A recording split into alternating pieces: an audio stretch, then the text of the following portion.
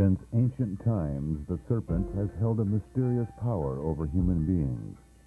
It is said that in the beginning, the earth trembled and shook like grass tossing in the wind. The great cosmic serpent was threatening to shake the world to pieces. The gods said, "Let us stop this quaking of the earth." They subdued the serpent, and it was only then that humankind could live in peace.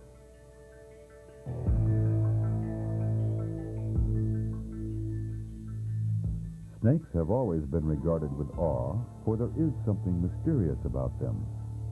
This program is about what you should do if you meet a snake in one of our foothill parks.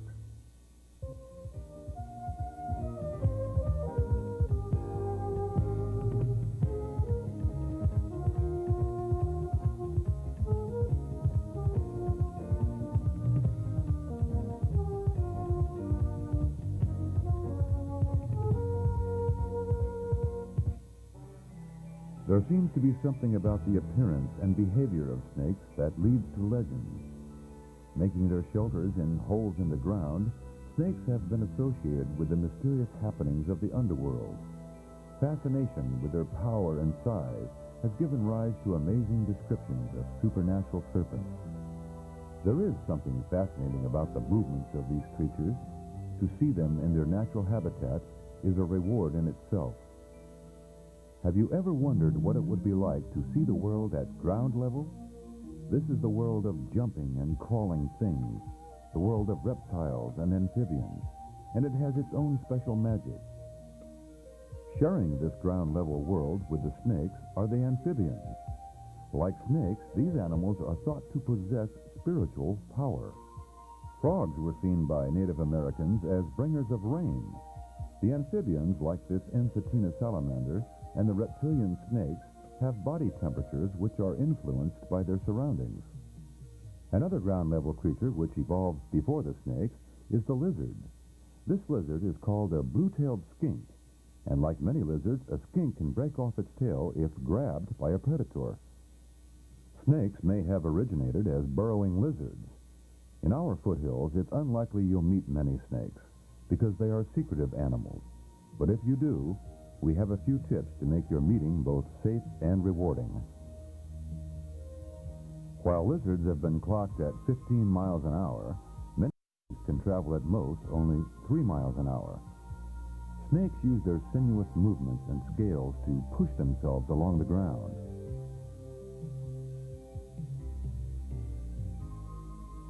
They can't chase you, but you should keep a respectful distance. The first lesson in meeting a snake is to find out the facts before you meet. The second lesson on meeting a snake is to be in the right place.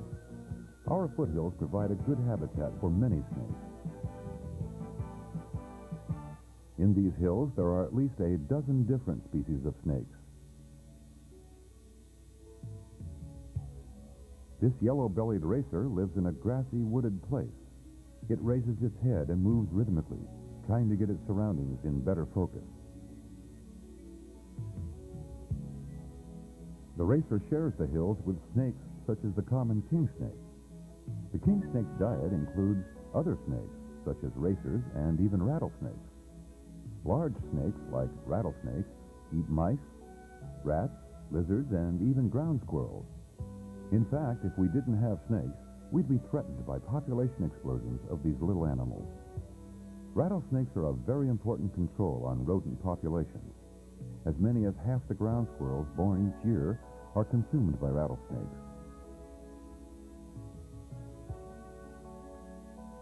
The next lesson in meeting a snake the proper way is to choose the right time. The warmth of spring awakens these hibernating reptiles.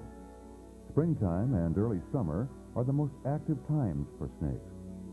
Through the summer and early fall, snakes continue to be active and hunt.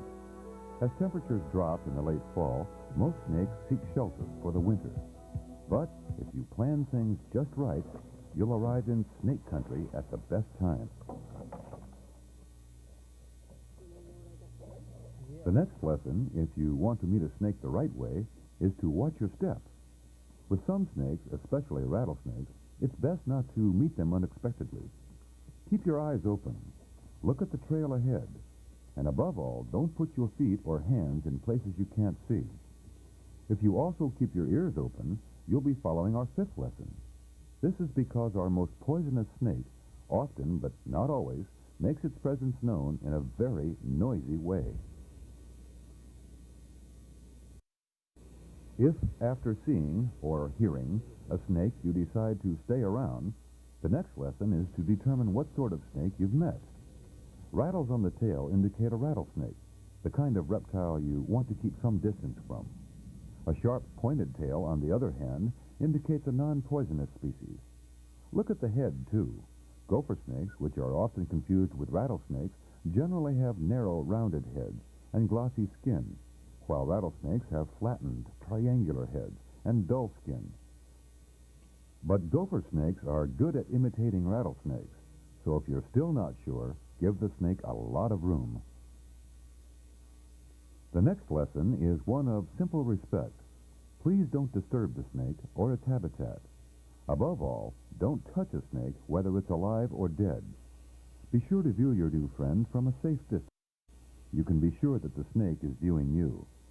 That forked and colorful tongue is actually drawing in air to be smelled. But one of the most interesting things about rattlesnakes is that they can sense heat radiation. This enables them to zero in on warm-blooded prey. A rattlesnake's view of a ground squirrel might look something like this. Snakes can detect incredibly small changes in temperature. This heat detection can work at night or underground. After you and the snake have finished being introduced, walk away quietly. Very few people are ever bitten by rattlesnakes in the parks. But if it happens, the best first aid is to keep calm, move around as little as possible, and obtain transportation to a hospital as quickly as you can. The survival rate for persons receiving proper treatment is amazingly high. One last tip in meeting snakes. To keep your encounters safe and interesting, be sure to attend park naturalist programs. Hands-on sessions reveal the fascinating lives of these creatures. You may find that snakes don't feel cold and slimy. She'll also eat other snakes, even a rattlesnake. And she could eat a rattlesnake that's almost as big as she is. Nothing bigger. Now, we said he's a gopher snake. Why do you think he's called a gopher snake? Anybody? Because he eats gophers, right? Does he eat kids?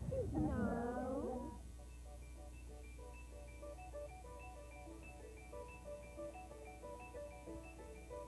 In our parklands, it's a privilege to meet wild animals like these.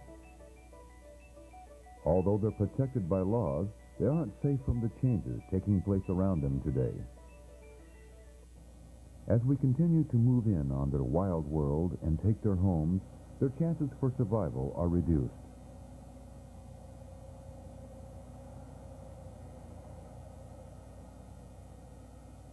Yet the world of nature has been their home for millions of years. Luckily, we can still observe snakes pursuing their ancient ways. Snakes are, after all, a sure sign that there is still wildness around us.